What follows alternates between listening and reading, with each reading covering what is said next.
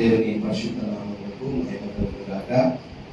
ప్రియులారా, ఈ ఉదయకాల సమయంలో మనతో కలిసి దేవుని పరిశుద్ధ నామమును మహిమపరచడానికి, ఆయన సన్నిధిలో కూడి మనం ఆరాధించడానికి దేవుడు మనకి ఇచ్చినటువంటి తరుణాన్ని బట్టి, ధన్యతను బట్టి మనము దేవునికి చెల్లించవలసిన ఇప్పుడు వచ్చిన మీ అందరూ కూడా ప్రభువైన యేసుక్రీస్తు పరిశుద్ధ నామములో తెలియపరుస్తున్నాను. దేవుని వాక్యంలోనికి మనం వెళ్దాము. ఏప్రిల్కు రాయబడినటువంటి పత్రిక 11వ అధ్యాయము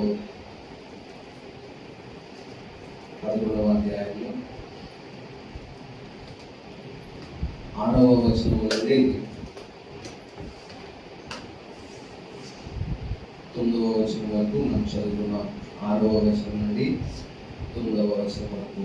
విశ్వాసం లేకుండా దేవునికి ఇష్టడై ఉండుట అసాధ్యము. దేవుని ఎద్దకు వచ్చేవాడు ఆయన ఉన్నాడని, తను వెతుకు వారికి కలుగు దయచేయవాడని నమ్మవలెనున విశ్వాసమును బట్టి నోవాహు అది వరకు చూడని సంగతులను గురించి దేవుని చేత హెచ్చరింపబడి భయభక్తులు కలవాడై తన ఇంటి వారి రక్షణ కొరకు ఒక ఓడని సిద్ధం చేశాడు. అందువలన అతడు లోకము మీద నేరస్థాపన చేసి విశ్వాసమును బట్టి కలుగు నీతికి వారసుడాయను. అబ్రహాము పిలువబడినప్పుడు విశ్వాసమును బట్టి ఆ పిలుపునకు లోబడి తాను స్వాస్థ్యంగా పొందనై ఉన్న ప్రదేశంలోకి బయలుదేరాడు. మరియు అక్కడికి ఎక్కడికి వెళ్ళవలెనో అది ఎరుగక బయలుదేరాడు.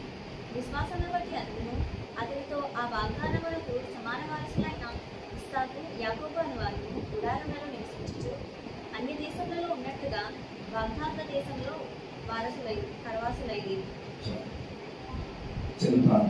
పరిశుద్ధులు ప్రేమించిన ప్రియతలో తండ్రి, చదవబడిన లేఖన భాగంలో మా వీధుల్లో దీవించి ఆశీర్వదించండి. ఈ వాక్యాన్ని మా వీధుల్లో ఫలింపచేసి వాక్యానుసారంగా మేము జీవించడానికి అనుగ్రహించండి. ప్రత్యేకంగా ఈ వాక్యం ద్వారా మీరు మాతో మాట్లాడండి. వాక్యమును ధ్యానం చేస్తుండగా చక్కని తలంపులు మీరు మాకు అనుగ్రహించి వాక్యాన్ని అర్థం చేసుకోవడానికి కావాల్సిన జ్ఞానం ప్రసాదించి మీరు మాట్లాడేటటువంటి మాటలు మా హృదయంలో మేము భద్రపరచుకున్న వారమై వాక్యానుసారంగా జీవించడానికి చూపించండి. అయోగ్యుడైన నన్ను నా ఆలోచనలు మరుగుపరిచి మీరేమందరితో మాట్లాడని మీ ఆత్మహస్తాలకు మమ్మల్ని అప్పగించుకుంటూ మీరే నడిపించుకుని యేసుక్రీస్తు పరిశుద్ధ నామమున ప్రార్థించి వేడుకుంటున్నాను తండ్రి, ఆమేన్. మరి గడిచిన కొన్ని వారాలుగా మనము ధ్యానం చేస్తూ ఉన్నాం. ఈ పత్రిక మీద మరి ధ్యానం కొనసాగిస్తూ ఉన్నాం. అయితే మరి ముందు వారంలో మరి విశ్వాస వీరులైన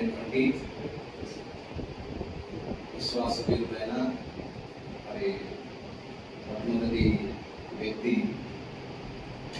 ఏబేలు, తర్వాత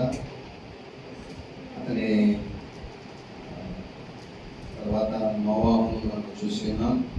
మానవుని చూసాం. మానవు తర్వాత నోవాహు గురించి మనం నేర్చుకున్నాం. విశ్వాసములకు పితరుడైనటువంటి అబ్రహాము గురించి మనము నేర్చుకున్నాం. ఇదిలోన కొంతమంది విశ్వాస వీరుల యొక్క జాబితాను మనం పరిశీలన చేద్దాం. 9వ వచనంలో మరి ఈ పేర్లు మనకు రాయబడ్డాయి.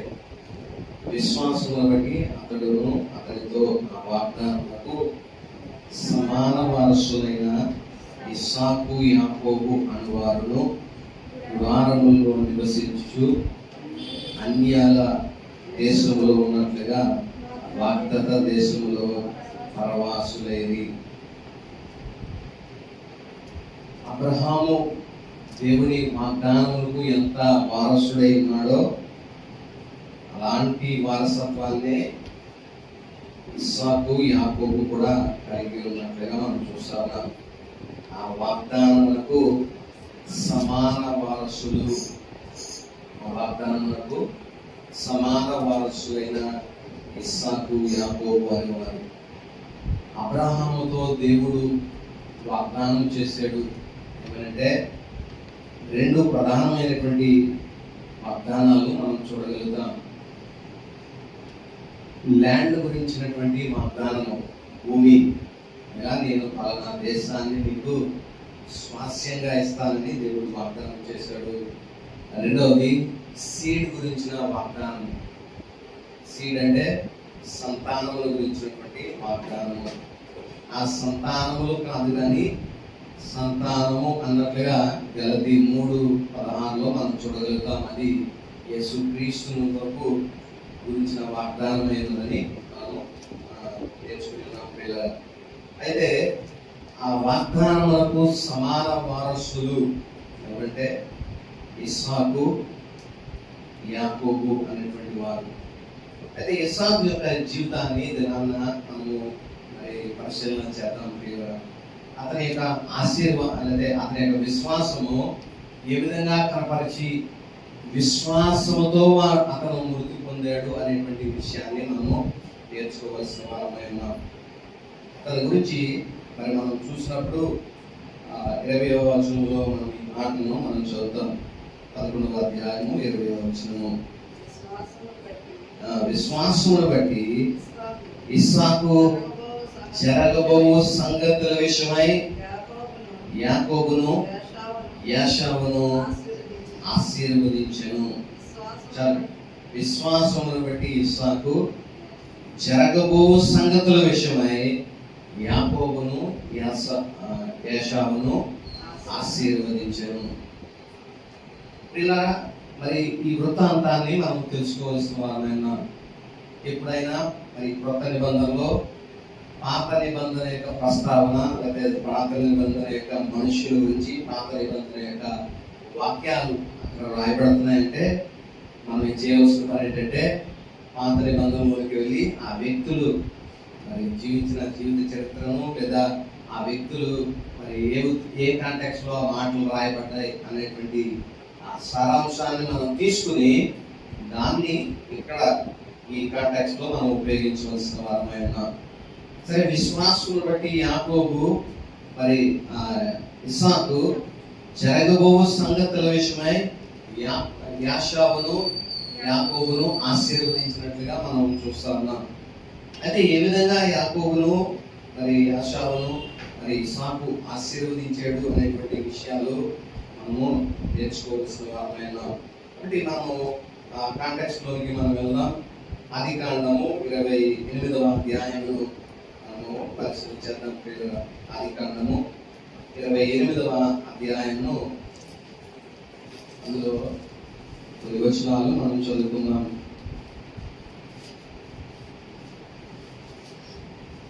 మొదటి 3-4 వచనాలు మనం చదివినప్పుడు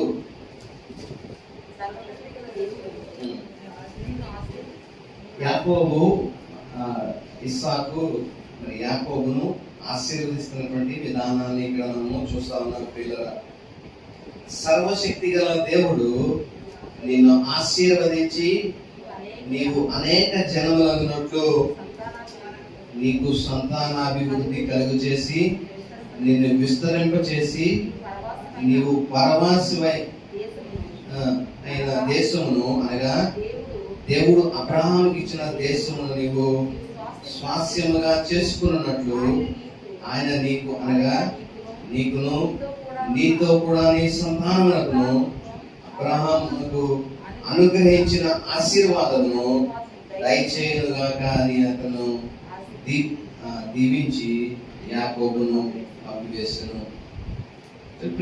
ఈ వృత్తాంతము మనకు తెలిసినదే. మొట్టమొదటిగా మరి యాకోబు యాషావును మోసం చేయడం మనం చూస్తాం. అతని యొక్క ఏమంటాం జ్యేష్ఠత్వపు హక్కును మొట్టమొదటిగా అతడు మరి దొంగిలించినట్టుగా మనం చూస్తా ఉన్నాం.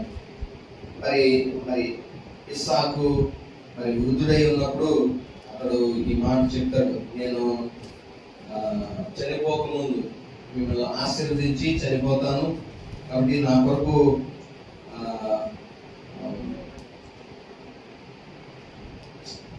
ఏమంటున్నాడంటే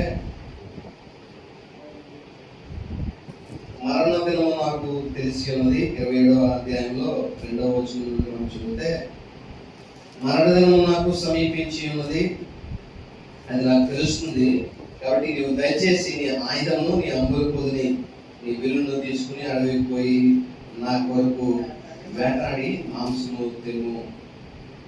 అయితే నేను దాన్ని తిని నేను నిన్ను ఆశీర్వదించినట్లు నాకు ఇష్టమైన రుచిగల భోజనములను సిద్ధపరిచి నేను తినుటకై నా యొక్క తెమ్మని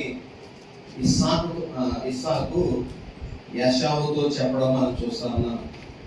అయితే ఈ మాటలు మరి వినడము, మరి యాకోబు ఈ యొక్క ఆశీర్వాదాలు పొందుకోవాలి, యాషావు కాదు ఇది పొందుకునేది అనేటువంటి ఉద్దేశంతో మరి ఆమె మరి తండ్రిని యాకోబు మరి యాషావు యొక్క వస్త్రధారణతో యాషావు వలె మరి ఆ తండ్రిని ఇస్సాకును మోసము చేసి ఆ యొక్క ఆశీర్వాదంలో దొంగిలించడం మనం చూస్తా ఉన్నాం పిల్లలు. అయితే మరి నీవు ఇస్సాకు అనుమానం వచ్చింది, నువ్వు స్వరం అయితే యాకోబులాగా ఉంది కానీ శరీరం అంతా కూడా యాషావు వలె ఉన్నది అనేటువంటి మాట చెప్పడం కూడా మనం చూస్తా ఉన్నాం. లేదు నేను యాషావునే అని అతడు చెప్పడము మనకు తెలిసిందే. అయితే ఆ తిని యాకోబు తెచ్చినటువంటి ఆ రుచిగల పదార్థాలను తిని అతడు మరి ఇస్సాకు యాకోబును ఆశీర్వదించడము మనము చూస్తా ఉన్నాం ప్రియులారా. ఆ ఆశీర్వాదములు మనం చదువుకున్న ఈ భాగంలో మనం చూస్తా ఉన్నాం.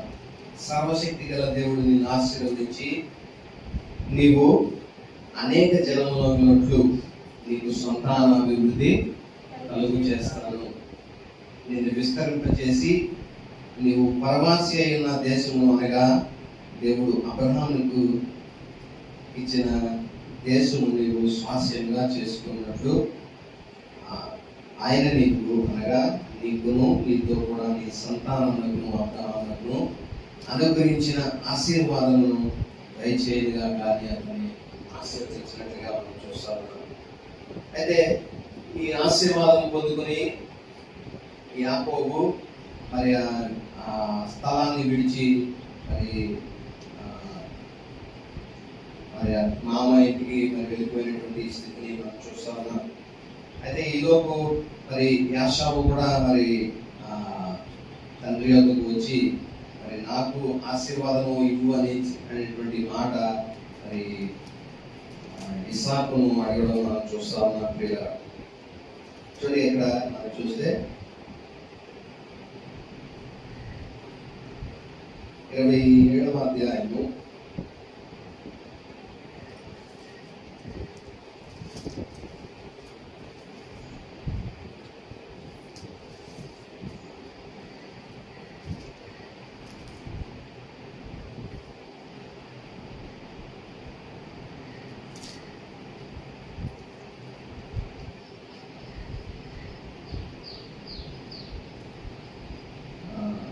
30వ వచనం నుండి మనం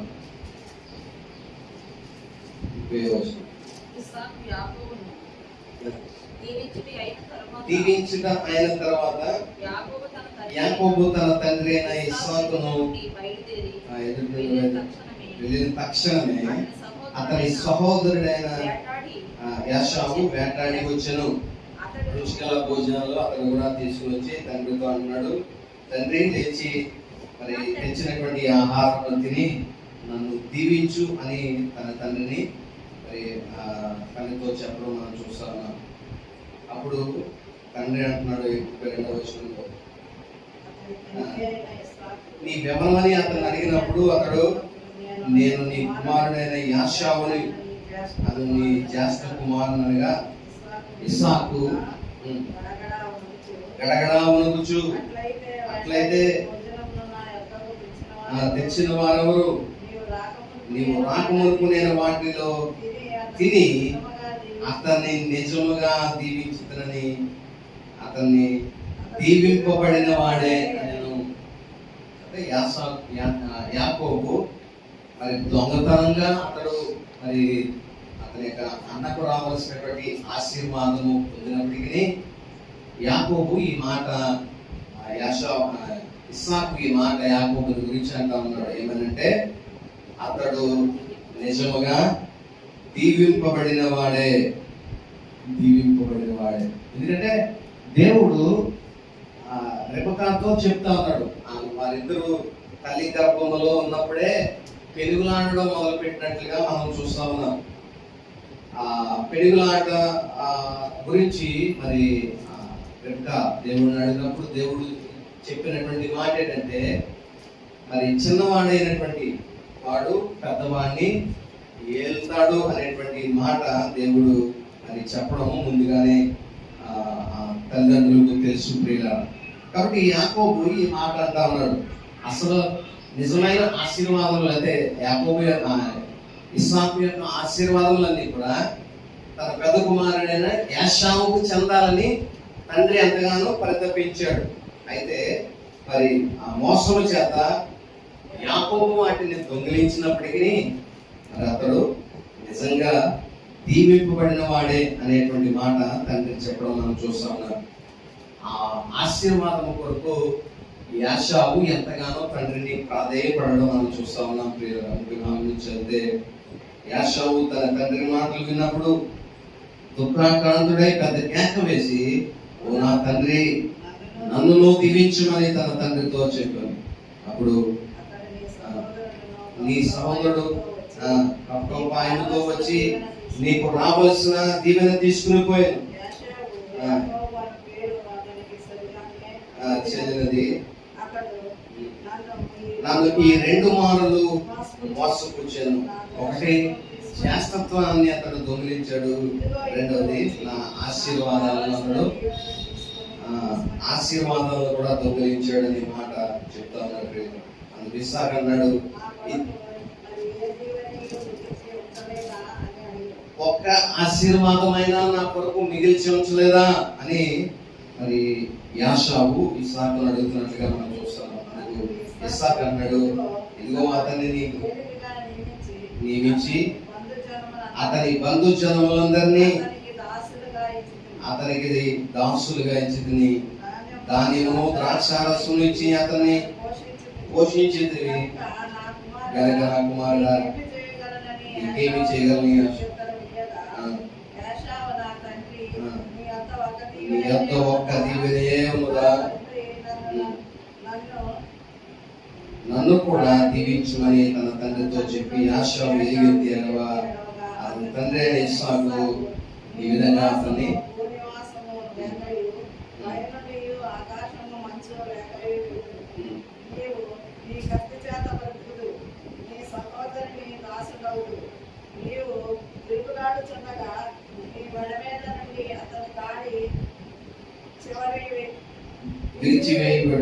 విరిచివేయదు అని అసలు కొత్త విషయం. ఈ విధంగా యాకోబును యాషావును మరి ఇస్సాకు ఆశీర్వదించడం మనం చూస్తా ఉన్నాం. మొదట ఆశీర్వాదములన్నీ కూడా మరి ఇస్సాకు యాషావుకు చెందాలని ఆశపడ్డాడు. కానీ కపటోపాయం చేత మరి యాకోబు వాటిని దొంగిలించి 2 పర్యాయాలు, మొదట అతని జ్యేష్ఠత్వాన్ని దొంగిలించాడు, రెండవసారి అతని దీవెనలు కూడా దొంగిలించాడు. కానీ ఇస్సాకు అంటున్నటువంటి మాట, ఆయనను నిజంగా అతడు దీవింపబడిన వాడే అనేటువంటి మాట అతని గురించి సెలవివ్వడం, మరి ఈ 2 జనాంగాలు ఏ విధంగా ఉంటాయి అనేటువంటిది మరి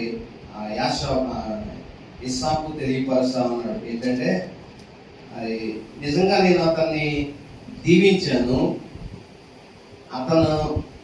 అతన్ని నీకు ఏలికగా నియమించాను, అంటే నిన్ను ఏలేవాడిగా యాకోబుని నేను నియమించి ఉన్నాను, అతని బంధుజనులందరినీ అతనికి దాసులుగా ఇచ్చింది. కాబట్టి వీళ్ళందరూ కూడా యాషావు వంశస్థులందరూ కూడా యాకోబుకు దాసులు అవుతారనేటువంటి ఆశీర్వాదము మరి యాకోబుకు ఇస్సాకు ఇచ్చినట్లుగా మనం చూస్తాము. అంతేకాదు ధాన్యము ద్రాక్షారసం ఇచ్చి అతన్ని పోషించాను అనేటువంటి మాట చెప్పడం మనం చూస్తున్నాం పిల్లలు. కాబట్టి ఆ సమస్త విధమైనటువంటి ఆశీర్వాదాలు దేవుడు ఇస్సాకు యాకోబుకి కూడా మనం చూస్తాం. యాషావుకి మరి నీ నివాసము భూసారము లేకయు పైనుండి పడు ఆకాశం మంచు లేకయు ఉండును. నీవు కత్తి చేత బ్రతుకు, నీ సహోదరునికి దాసుడు వాదువు, నీవు తిరుగులాడుచుండగా నీ మెడ మీద నుండి అతని కాడి విడిచివేయదువు అని అంతటికి ఉత్తరమిచ్చినట్లుగా మనం చూస్తాం. కాబట్టి ఇది మరి జరగబోయే సంఘటనల గురించి ఎదోమీయులు ఇక్కడ నుంచి పుట్టినటువంటి వారు ఎవరంటే యాషావు యొక్క వంశావళి ఎవరంటే ఎదోమీయులు. కాబట్టి ఈ ముందు మనం చూసినప్పుడు మైనర్ ప్రాఫిట్స్ లో చూసినప్పుడు అక్కడ మనకి ఎక్కువగా ఈ ఎదోమీయుల గురించినటువంటి మాటలు మనకు కనబడుతూ ఉంటాయి. ఏ విధంగా ఇశ్రాయేలుని వారు ఇబ్బంది పెడతా ఉండేవారు అనేటువంటిది. అయితే మరి ఈ యాషావు అంటే యాకోబు ఏ విధంగా వారి ఇరువురు మరి ప్రయాణాలు జరిగినవి అనేటువంటిది విశ్వాసంతో యాకోబు అనే ఇస్సాకు వారి ఇరువురిని కూడా మరి ఆశీర్వదించడము, మనం దీవించడము మనం చూస్తాం. లేదా విశ్వాసం బట్టి 11వ అధ్యాయము 20వ వచనంలో ఈ మాట రాయబడుతుంది. విశ్వాసమును బట్టి ఇస్సాకు జరగబో సంగతుల విషయమై యాకోబును యాషావును ఆశీర్వదించను. విశ్వాసమును బట్టి అతడు ఆశీర్వదించినట్లుగా మనం చూస్తాము. తర్వాత మనం చూస్తే యాకోబు యొక్క ప్రస్తావన మనం చూస్తాం ఇక్కడ ఈ అధ్యాయంలోనే. సమాన వారసులైన ఆ వాగ్దానములకు సమాన వారసులైన ఇస్సాకు, తర్వాత యాకోబు. 21వ వచనంలో మనం చూసినట్లయితే విశ్వాసమును బట్టి యాకోబు అవసాన కాలమందు యోసేపు కుమారులలో ఒక్కొక్కరిని ఆశీర్వదించి తన చేతికర్ర మొదలు మీద అనుకుని దేవునికి నమస్కారము చేసెను. యాకోబు యొక్క విశ్వాసమును ఇక్కడ మనం చూడగలుగుతాం. ఏంటంటే అవసాన కాలమందు అనగా మరణ సమయమందు, ఫుట్ నోట్ లో మనం చూసాం మరణకాలమందు యోసేపు ఏం చేశాడంటే యోసేపు కుమారులు ఒక్కొక్కరిని ఆశీర్వదించి తన చేతి కర్ర మొదలు మీద ఆనుకొని దేవునికి నమస్కారం చేసినట్లుగా మనం చూస్తా ఉన్నాం. ఈ వృత్తాంతము మనకి తెలియాలంటే యాకోబు ఏ విధంగా తన బిడ్డలను ఆశీర్వదించాడు అనేటువంటి విషయాన్ని మనకి అర్థం అవ్వాలి. మరి యాకోబు తన కుమారులను ఆశీర్వదించడము మనం చూసినప్పుడు మరి 48వ అధ్యాయంలో ఈ మాట మనం చూస్తాం. ఆదికాండము 48వ అధ్యాయము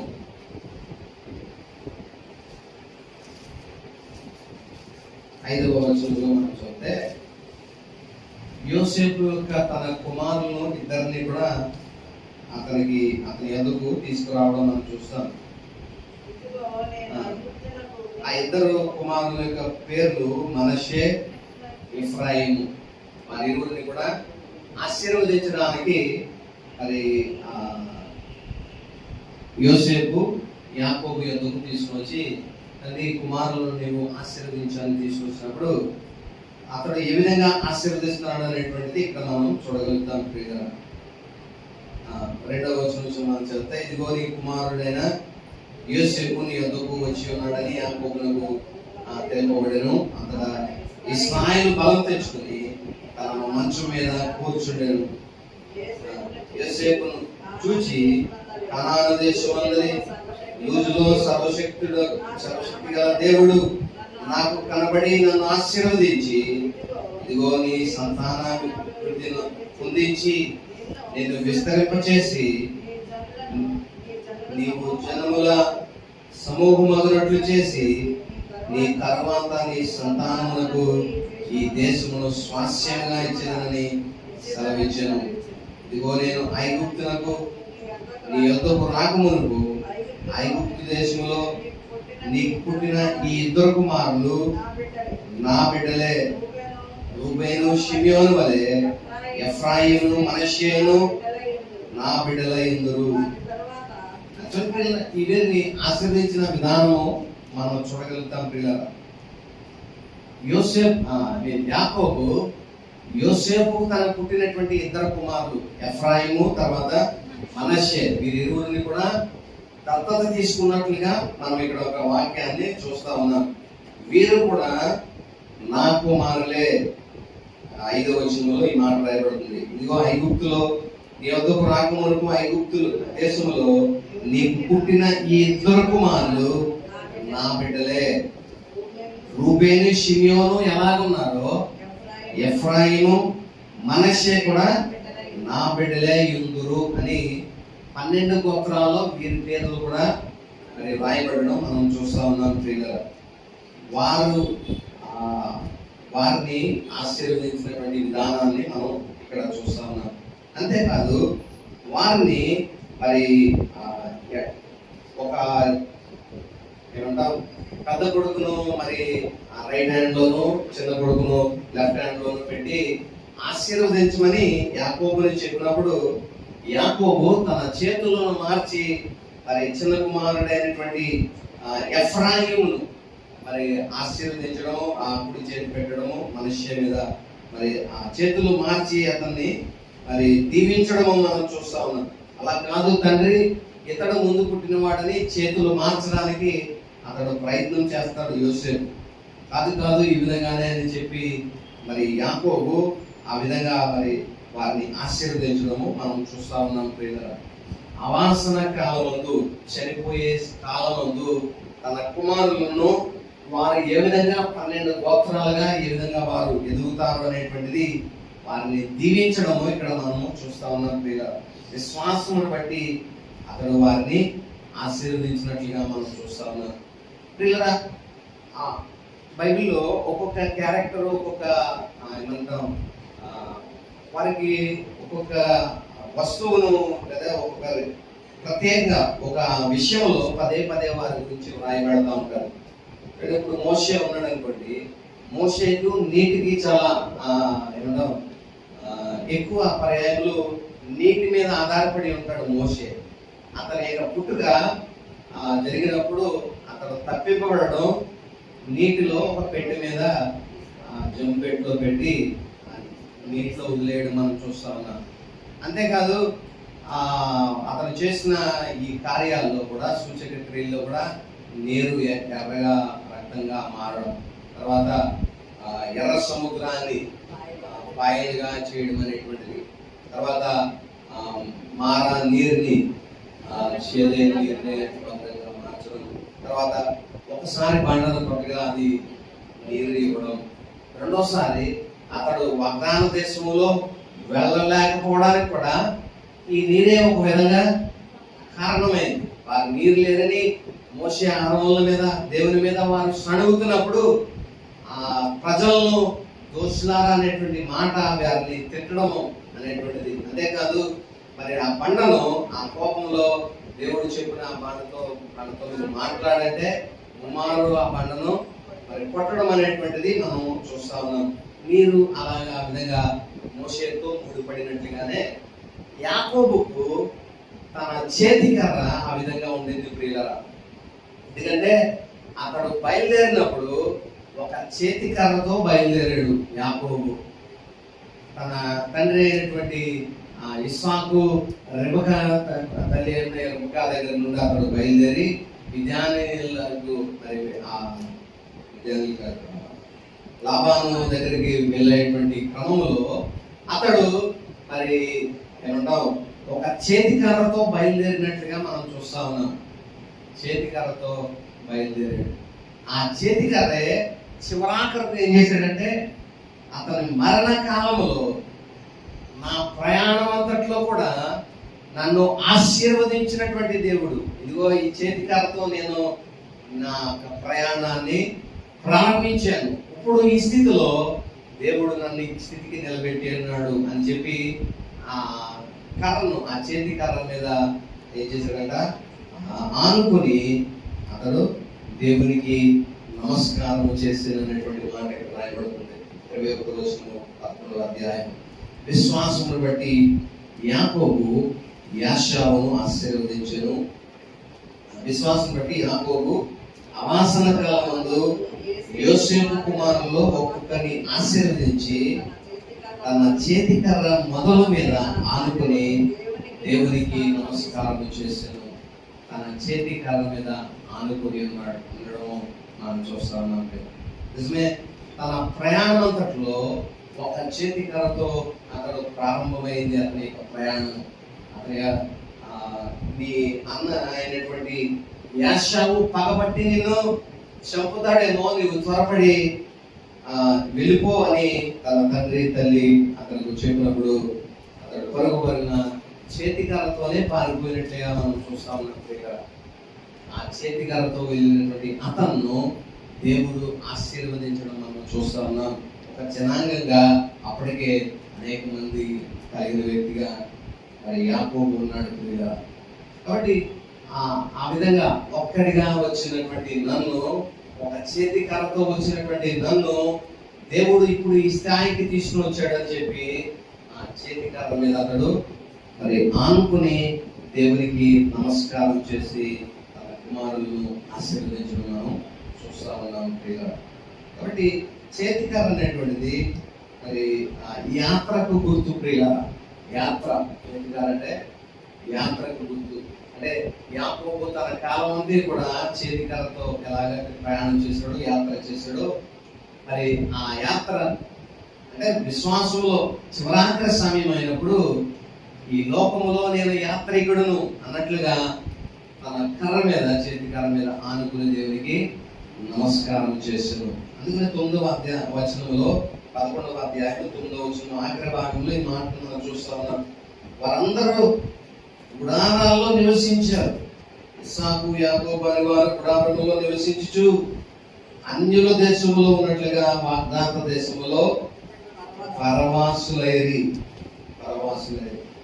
అంతేకాదు 13వ వచనంలో కూడా మనం చూస్తాం, తాము భూమి మీద రెండవ భాగంలో తాము భూమి మీద పరదేశమును యాత్రికులమై ఉన్నామని ఒప్పుకొని విశ్వాసము గలవారై మృతి పొందారు.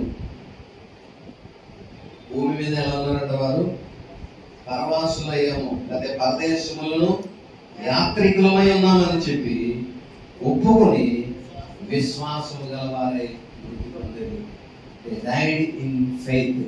విశ్వాసముతో వారు మృతి పొందినట్టుగా మనం చూస్తా ఉన్నాం.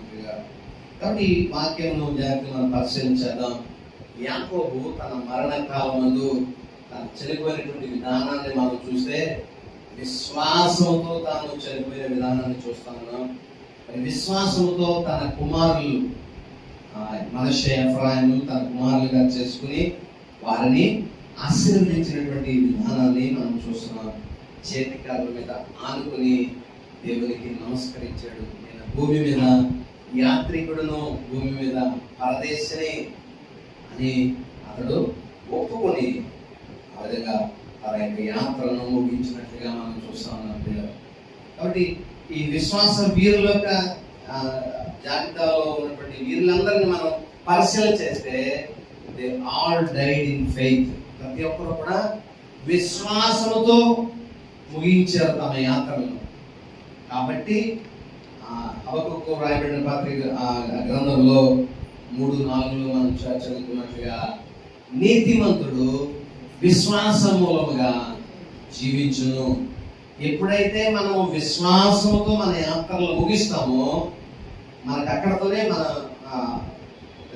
యాత్ర ముగిసిపోలేదు. అయితే ఒకటి నాన్న దేవుడు రెండవ రాకడలో యేసుక్రీస్తు ప్రభువు ప్రత్యక్షమైనప్పుడు విశ్వాసంతో మనం చనిపోయినప్పటికీ మనము లేపబడతాము. కాబట్టి నీతిమంతుడు విశ్వాసం మూలంగా జీవించును. ఎందుకంటే వారు విశ్వాసంతో ముగించారు కాబట్టి, మరణించారు కాబట్టి విశ్వాసంతో మరలా లేస్తారు, తిరిగి లేస్తారు, దేవునితో సహజీవనము సాగిస్తారు, బ్రతుకుతారు, జీవిస్తారు. అందుకనే ఈ మాట నీతిమంతుడు ఆ హబక్కుకు దేవుడు ఈ మాట రాయబడడానికి గల కారణం ఇదే. నువ్వు ఈ మాటను ఎలా రాయాలంటే పరిగెత్తేవాడు సైతము ఆ మాటను చదవగలిగినట్లుగా అంత పెద్దదిగా ఈ మాటను నువ్వు రాయి. నీ కాలంలో ఇది నెరవేరకపోవచ్చు, కానీ అది శీఘ్రముగా నెరవేరబోతా ఉంది. వచ్చుచున్నవాడు ఆలస్యము చేయకుండా వచ్చును. 3వ అధ్యాయం అంతా కూడా అదే యేసుక్రీస్తు గురించి ఆ 2వ ఆగమనాన్ని గురించి అది రాయబడతా ఉంది. ఆ వచ్చుచున్నవాడు ఆలస్యం చేయకుండా వస్తాడు. ఆయన వచ్చే సమయం అయినప్పుడు ఎవరెవరైతే విశ్వాసంతో ఉంటారు, అందుకనే 9 ఆఖరి మాటలో ఇది మాట రాయబడుతుంది.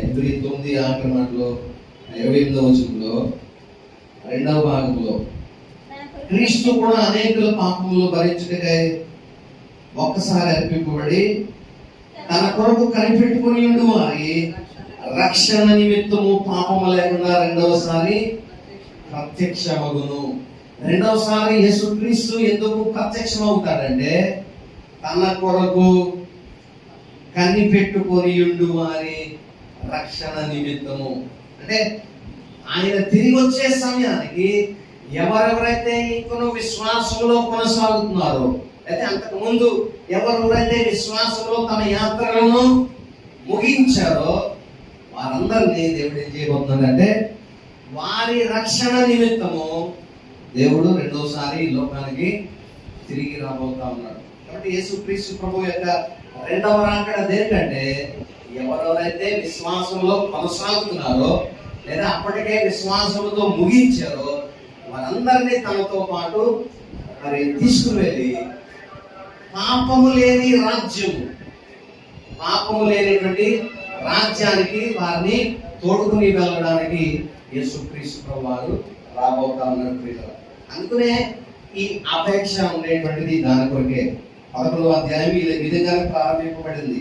ఎందుకంటే నిరీక్షింపబడు వాటి యొక్క నిజ స్వరూపము అదృశ్యమైనవి యున్నవనుటకు రుజువుగా ఉన్నది. నిరీక్షింపబడువ దేని కొరకు మనం నిరీక్షిస్తా ఉన్నాం? ఒక రాజ్యము మనకి పరలోక రాజ్యంలో ఉంది, దానిలో మనం ప్రవేశించాలి. ఎందుకంటే ఈ లోకము మనం ఉన్నదానికి నిరీక్షించాం కదండి, లేని దాని కొరకు నిరీక్షిస్తాం.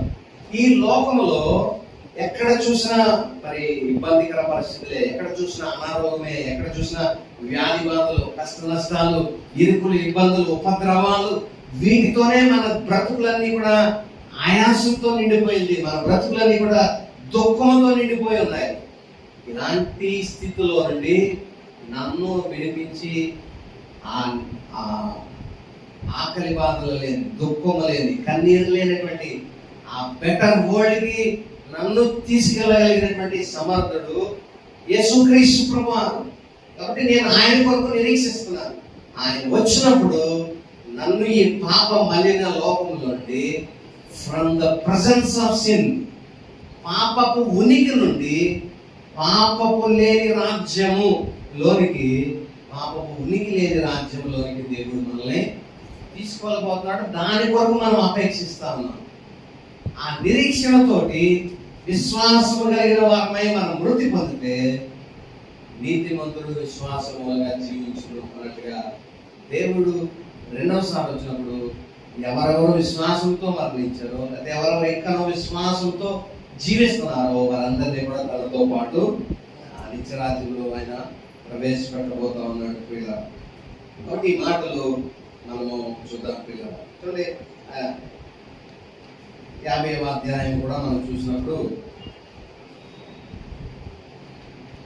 యోసేపును గురించినటువంటి ఒక మాట ఇక్కడ మనం చూస్తాం పిల్లల. మొదటిగా 11:22 చూద్దాం. 11:22 యోసేపు తనకు అవసాన కాలము సమీపించినప్పుడు విశ్వాసమును బట్టి ఇశ్రాయేలు కుమారుల నిర్గమమును గురించి ప్రశంసించి తన శల్యములను గూర్చి వారికి ఆజ్ఞాపించెను. మోషే అబ్రహాము చూసాం, తర్వాత కుమారుడైన ఇస్సాకు చూసాం, కుమారుడు యాకోబుని చూసాం, యాకోబు కుమారుడైన యోసేపును మనం చూస్తా ఉన్నాం. ఇతడు కూడా, ఎందుకంటే ఆ మాట ప్రత్యేకంగా రాయబడుతుంది చాలాసార్లు. ఏంటంటే అవసాన కాలము, అంటే మరణము సమీపించినప్పుడు వారు ఎలా మరణించారు అనేది ప్రత్యేకంగా ఇక్కడ రాస్తున్నాడు. ఎందుకంటే ప్రత్యేకంగా వీరందరి గురించి ఒక మాట రాయబడింది. వీరందరూ విశ్వాసముతో మృతి పొందారు అనేటువంటి ఒక మాట ఇదే అధ్యాయంలో మనం చూస్తాం. చూడండి కదా,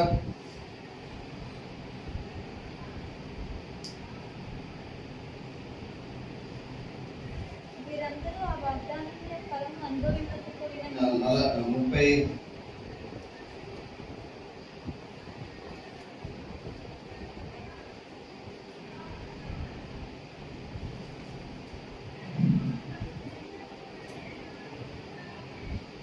11వ వచనం చదువు. 11వ వచనం ఆఖరి భాగం, తాము భూమి మీద పరదేశములను ఆఖరి భాగం చదువు. యాత్రికులము పరదేశము యాత్రికులమై ఉన్నామని ఒప్పుకొని విశ్వాసం కలిగిన వారై మృతి పొందారు. వీరందరూ మృతి ఎలా ఉండిందంటే విశ్వాసముతో వారు మృతి పొందారు. అందుకనే ప్రత్యేకంగా ఈ మాట రాయబడుతుంది. అవసాన కాలము, మరణ కాలంలో వారు ఎలా మరణించారు అనేటువంటిది ప్రత్యేకంగా ఇక్కడ ఇవ్వబడతా ఉంది. ఎందుకంటే మన ముగింపు విశ్వాసంతో మనం ముగిస్తే ఆ కొటేషన్ మనకు అప్లై అవుతుంది. ఆ వాగ్దానం, ఏ వాగ్దానము? అబద్ధం 3:4 చెప్పినట్లుగా నీతిమంతుడు విశ్వాసమూలంగా జీవించును. కాబట్టి మనము విశ్వాసంతో మరణిస్తే అదే విశ్వాసంతో మరలా నిత్యరాజ్యంలో మనం జీవించగలుగుతాం. కాబట్టి వీరి యొక్క వీరుల యొక్క అందరూ కూడా వారు చనిపోయినప్పుడు ఏ విధంగా వారు చనిపోతున్నారు అనేటువంటిది అవసాన కాలమందు అనేటువంటి మాటను ప్రత్యేకంగా ఇక్కడ వాడబడ్డం మనం చూస్తా ఉన్నాం. యోసేపు గురించి కూడా అదే మాట రాయబడింది.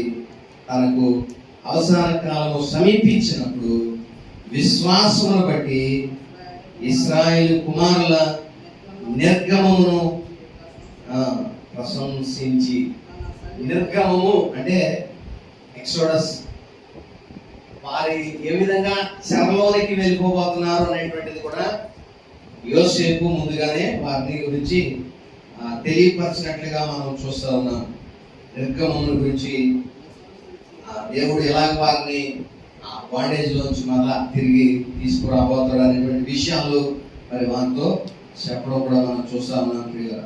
వాటన్నిటిని ప్రశంసించి తన శల్యములను గురించి వారికి ఆజ్ఞాపించాను. ఇదిగో దేవుడు మిమ్మల్ని ఇలాగే 430 సంవత్సరాలు మిమ్మల్ని ఐగుప్తు చెరలోనికి తీసుకెళ్ళిపోబోతున్నాడు. కానీ దేవుడు పితరులకు ఆజ్ఞాపించాడు.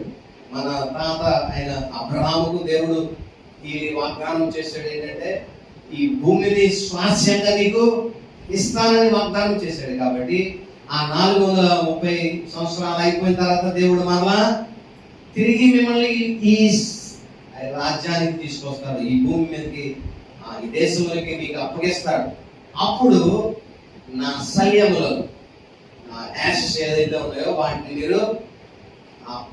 మీరు ఇక్కడికి తీసుకుని వచ్చి ఇక్కడ నా యాషెస్ ని పూడ్చిపెట్టండి అన్నట్లుగా మరి యోసేపు తన కుమారులకు తెలియజెప్పడం మనం చూస్తా ఉన్నాం. ఆదికాండము 50వ అధ్యాయము 24-25 వచనాలు.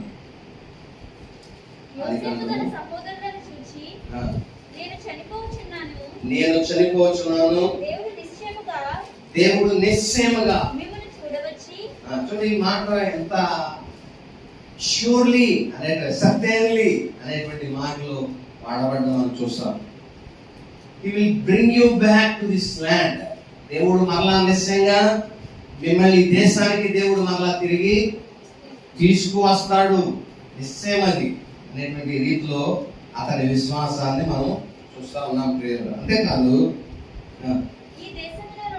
ఈ దేశంలో నుండి అబ్రహాము, ఇస్సాకు, యాకోబులతో ప్రమాణము చేసిన దేశమునకు మిమ్మల్ని తీసుకుని పోవునని చెప్పాను. మరియు యోసేపు దేవుడు నిశ్చయముగా certainly visit you. ఆయన మిమ్మల్ని దర్శిస్తాడు. ఆయన యుద్ధకు తిరిగి మరలా వస్తాడు. అప్పుడు మీరు చేయవలసినటువంటి పని ఏంటంటే, అప్పుడు మీరు నా ఎముకలను ఇక్కడ నుండి తీసుకుని పోవాలని చెప్పి ఇశ్రాయేలు కుమారుల చేత ప్రమాణం చేయించుకునేను. చూడండి, అలా జరుగుతుందో లేదో కూడా తెలియదు, కానీ అక్కడ మాత్రం నిశ్చయంగా ఇది జరుగుతుంది, నిశ్చయంగా ఇది జరుగుతుంది అని ప్రమాణం చేయించుకున్నాడంట తన కుమారుల చేత. మరి ఎంత సర్టైన్, ఎంత షూర్గా అతను చెప్తున్నాడో మనం ఈ మాటలో మనం చూడగలుగుతాం. నిశ్చయంగా దేవుడు మిమ్మల్ని దర్శించిపోతా ఉన్నాడు, ఆయన మీ ఎదురు మరలా రాబోతా ఉన్నాడు. అప్పుడు మీరు నా ఎముకలను ఇక్కడ తీసుకురండి అనేటువంటి మాట మిమ్మల్ని చూడవస్తాడు. Surely he will visit you అనేటువంటి మాటను మనం చూస్తా ఉన్నాం కింద. కాబట్టి ఆ యోసేపు యొక్క ఎముకలను వారు ఆ విధంగా క్యారీ చేసి వచ్చేటప్పుడు ఆ ఎముకలను తీసుకుని వచ్చి ఆ కనాను దేశంలో వారు పూడ్చిపెట్టినట్లుగా మనం చూస్తా ఉన్నాం. చూడండి, అతని మాటల్లో 2 సార్లు మనం ఈ మాటను మనం చూస్తాం. నిశ్చయంగా దేవుడు ఇలా చేస్తాడు అనేటువంటి మాటలు 2 సార్లు ఇతను ఉపయోగించేట్టుగా. 24లో కూడా మనం చదివితే, యోసేపు తన సహోదరుని చూసి, నేను చనిపోతున్నాను, దేవుడు నిశ్చయంగా మిమ్మల్ని చూడవచ్చి. ఇదే మాట 2 సార్లు చెప్తున్నాడు. కింద వచనంలో కూడా 25లో కూడా దేవుడు నిశ్చయంగా మిమ్మల్ని చూడవచ్చును, దేవుడు నిశ్చయంగా మిమ్మల్ని చూడవచ్చును. ఇటువంటి విశ్వాసము మరి యోసేపు కలిగి ఉండిన వాడే అవసాన కాలం ముందు అట్టి విశ్వాసంతో తాను మృతి పొందాడు. అంటే ఆ గొప్పగా మరి ఈ ముగింపును మనం చూస్తా ఉన్నాం. యోసేపు యొక్క ముగింపు ఈ విధంగా ఉంది. అలాగా యోసేపు 130 సంవత్సరాలు గలవాడై మృతి పొందాడట. ఈ మాటలు చెప్పి, నేను చనిపోబోతున్నాను అని నాకు తెలుస్తుంది, అయితే మీరు నాతో ఒక ప్రమాణం చేయండి. ఏంటంటే, దేవుడు నిశ్చయంగా మిమ్మల్ని చూడవస్తాడు. 430 సంవత్సరాలు విడిచిపెట్టేశాడు దేవుడు, మమ్మల్ని వదిలేసాడు అనుకోవద్దు. నిశ్చయంగా దేవుడు మిమ్మల్ని చూడవచ్చి మిమ్మల్ని విడుదల చేసి పితరులతో చేసిన వాగ్దానము, అబ్రహాము, ఇస్సాకు, యాకోబులకు చేసిన వాగ్దానాన్ని దేవుడు ఆ దేశానికి మిమ్మల్ని తీసుకుని వెళ్తాడు. కాబట్టి నిశ్చయంగా అప్పుడు మీరు నా ఎముకలు మీతో పాటు తీసుకుని వెళ్ళి ఆ దేశంలో, వాగ్దాన దేశంలో నా ఎముకలు పూడ్చిపెట్టడని తన కుమారులతో ప్రమాణం చేయించినట్లుగా మనం చూస్తాం. ఈ విధంగా ఆదికాండం ముగిపోబడింది. ఆదాముతో ప్రారంభమైంది ఆదికాండము, తర్వాత యోసేపుతో ముగిపోబడింది. ఇట్టి విశ్వాసాన్ని మనము మరి యోసేపు యొక్క జీవితంలో మనం చూడగలుగుతాం. నిశ్చయంగా దేవుడు మిమ్మల్ని చూడవచ్చును. అటువంటి ప్రమాణం చేయించుకునే తన ఎముకల గురించి వాగ్దాన దేశంలో పాతి పెట్టడానికి ప్రమాణము కుమారుల చేత చేయించుకున్నట్టుగా మనం చూస్తాం. ఈ వాక్యాలను ధ్యానం చేస్తున్నటువంటి మనకు ఈ విశ్వాస వీరుల ద్వారా వారు ఆ విధంగా జరుగుతుంది. 430 సంవత్సరాల తర్వాత జరగబోయేది కూడా దేవుడు ఖచ్చితంగా ఈ విధంగా చేయబోతా ఉన్నాడు, చేస్తాడు, నిశ్చయం ఇది అన్నట్లుగా మరి ఆ యోసేపు చెప్పడం మనం ఎంత విశ్వాసములో వారు యాక్ట్ చేశారనేటువంటిది మనం చూస్తా ఉన్నాం. విశ్వాసంగా వారు తమ యాత్రను కొనసాగించారు. విశ్వాసంలోనే వారు మృతి పొందినట్లుగా మనం చూస్తా ఉన్నాం. వీరందరూ ప్రదేశం యాత్రికులై ఉన్నామని ఒప్పుకొని విశ్వాసం కలిగిన వారై మృతి పొందారు. కాబట్టి వీరి మరణాన్ని గురించి ప్రత్యేకంగా రాయబడతాం. ఎందుకంటే 10వ అధ్యాయము ఆఖరి భాగాల్లో ఈ మాటను కొరకు మనం చూస్తా ఉన్నాం. ఇక కాలము బహు కొంచెముగా ఉన్నది, వచ్చుచున్నవాడు ఆలస్యం చేయకవచ్చును. నా ఎదుట నీతిమంతుడైన వాడు విశ్వాసమూలముగా జీవించునుగాక. అతడు వెనుక తీసిన యెడల అతని వల్ల నా ఆత్మకు సంతోషం ఉండదు. వెనుక తీయడం అంటే విశ్వాసములో వెనక్కి తిరిగి వెళ్ళిపోవడం. యేసు నన్ను రక్షించలేడు, ధర్మశాస్త్రమే నన్ను రక్షిస్తుందని నీవు ఒకవేళ కనుక ధర్మశాస్త్రం వైపు కనుక వెళ్ళిపోతే వాళ్ళ వల్ల దేవునికి ఆత్మకు సంతోషం ఉండదు. కానీ ఎవరైతే విశ్వాసములో కొనసాగుతూ ఉంటారో, దేవుని రాకడ వరకు విశ్వాసాన్ని కొనసాగిస్తూ ముందుకు సాగుతారు, అయితే విశ్వాసంతో మృతి పొందుతారు, వారిని దేవుడు తిరిగి లేపి తనతో పాటు మరి నిత్యము ఆయనతో ఉండులాగిన ఆయన ఆ నిత్య రాజ్యంలో తీసుకువెళ్ళడానికి రెండవసారి ప్రత్యక్షమవుతున్నాడని మాట్లాడుతున్నాను, చదువుతున్నాం. కాబట్టి కదా ఈ విశ్వాస వీరి యొక్క ముగింపును మనం చూస్తా ఉన్నాం. చాలా మంది చాలా గొప్పగా ప్రారంభిస్తూ ఉంటారు. It's not about how great we started. ఇదంతా కూడా దేని గురించి అంటే హౌ వెల్ వి ఫినిష్డ్, ఎంత చక్కగా మనం ముగించాము, ఎంత బాగా మనం ముగించాము అనేటువంటిదే ఇక్కడ రాయబడుతుంది. విశ్వాసంతో మనం ముగించాలి. ఎందుకంటే ఈ రోజులు అలా ఉంటున్నాయి. ఈ వేళ కనపడిన వాడు రేపు ఉంటాడో లేదో అన్నటువంటి నిశ్చయత లేదు.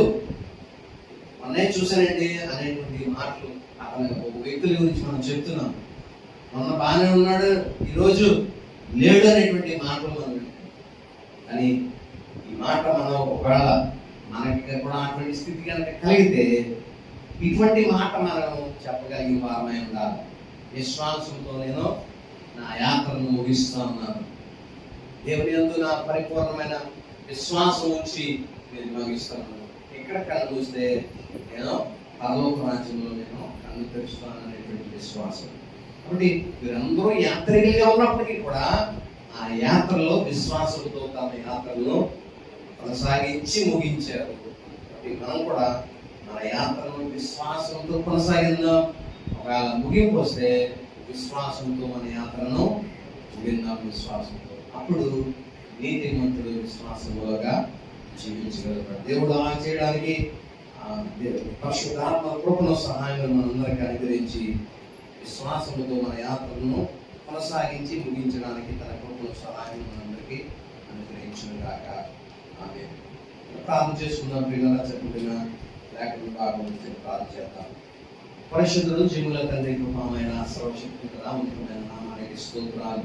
కొద్ది నిమిషాలు మీ వాక్యమును మేము ధ్యానం చేయడానికి మీరు ఇచ్చిన కృప కొరకు వందనాలు స్తోత్రాలు చెల్లిస్తా ఉన్నాం. విశ్వాస మీరు లేదా తండ్రి ఇస్సాకు, యాకోబు, యోసేపులను మేము తండ్రి ధ్యానం చేయడానికి మీరు ఇచ్చిన కృప కొరకు స్తోత్రాలు చెల్లిస్తున్నాం. వారందరూ అవసాన కాలం మరణ సమయమందు విశ్వాసం కలిగిన వారే తమ కుమారులతో తండ్రి కుమారులను దీవించారు. తాము ఎలా ఉండబోతున్నారు అనేటువంటిది ప్రవచించారు. ఇది ఎలాగ జరగబోతుందని విశ్వాసంతో వారి చేత ప్రమాణం చేయించుకుని నిశ్చయంగా దేవుడి మిమ్మల్ని దర్శించును అని విశ్వాసంతో తమ యాత్రలను ముగించారు. విశ్వాసంతో ఇస్సాకు, యాకోబు, యాషావులను ఆశీర్వదించారు. విశ్వాసంతో యాకోబు తన అవసాన కాలమందు తండ్రి కర్ర మీద ఆనుకుని నీకు నమస్కారం చేసి బిడ్డలను యోసేపు బిడ్డలను ఆశీర్వదించడం మేము చూసాం. అవసాన కాలమందు యోసేపు విశ్వాసము కలిగిన వాడై తన కుమారులతో ప్రమాణము చేయించుకుని నిశ్చయంగా దేవుడు మీకు వాగ్దానం చేసినటువంటి ఆ దేశాన్ని ఇస్తాడు అని నిశ్చయముగా చెప్పి వారి చేత ప్రమాణం చేయించుకుని తన ఎముకలను ఆ వాగ్దాన దేశంలో పాతి పెట్టడానికి అతడు ప్రమాణం చేయించుకున్నాడు.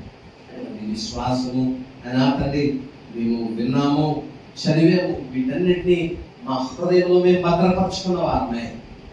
నిశ్చయంగా ఇది జరుగుతుంది అనేటువంటి ఆ నిశ్చయత మా హృదయంలో మేము కలిగిన వారమే. నిశ్చయంగా దేవుడు రాబోతా ఉన్నాడు, ఆయన మరణము నుండి మమ్మల్ని జీవంలోనికి దాటిపోవడానికి ఆయన తన కృపను మాకు అనుగ్రహిస్తాడు అనేటువంటి విశ్వాసము మేమందరం కలిగి ఉన్నవారమే. నీ యందు పరిపూర్ణమైన విశ్వాసం, మీ ప్రియ కుమారుని యందు పరిపూర్ణ విశ్వాసం మేమందరం ఉంచిన వారమే. మేమందరము నీతి మూలంగా నీతిమంతుడు విశ్వాస మూలంగా జీవించును అనేటువంటి విధానంలో మీ ప్రియ కుమారుని విశ్వసించడం ద్వారా మేమందరము జీవించడానికి, చనిపోయినను జీవించడానికి మీ కృప చేత మమ్మల్ని అందరూ మీ ఆత్మ చేత బలపరిచి జీవించడానికి కావలసిన విశ్వాసము ఇంకను మాలో పెంపొందించి అభివృద్ధి పరిచి విశ్వాసము యాత్రలో మేము కొనసాగుతూ లేదా మేము ముగించాల్సి వస్తే విశ్వాసంతో మేము మరణించేటువంటి కృపను ఇక్కడ కూడిన అందరూ అనుగ్రహించమని, ఈ రీతిగా మేము జీవించడానికి ప్రత్యేకమైన ఆత్మ సహాయం కూడా మీరు మాకు అనుగ్రహించమని యేసు పరిశుద్ధ నామమున ప్రార్థించి వేడుకుంటున్నాం తండ్రి. ఆమేన్. అందరికీ వందనాలు.